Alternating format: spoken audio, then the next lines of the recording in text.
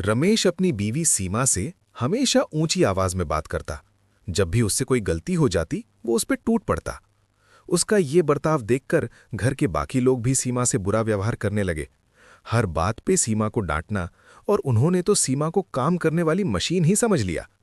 सीमा अकेले में खूब रोती, और जब भी रमेश से बात करना चाहती रमेश टाल देता। ये सब सीमा का देवर नोटिस कर रहा था।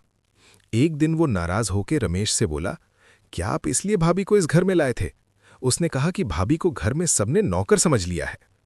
ये जानकर रमेश ने सीमा से बात की और कहा, घर में तुम्हारे साथ इतना कुछ हो रहा है, तुम उनको कुछ बोलती क्यों नहीं?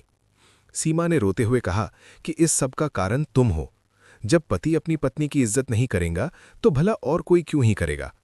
रमेश शर्मिंदा हुआ, उसे अपनी गलती का एहसास हुआ और वो फिर सीमा से पोलाइटली बात करने लगा। ये देखकर सीमा एक बार तो चौंक गई। फिर धीरे धीरे घर के सभी लोग सीमा से नरमी से पेश आने लगे। मॉरल: पत्नी की इज्जत घर में तब होती है जब उसका पति सबसे पहले उसकी इज्जत करे। So respect your life.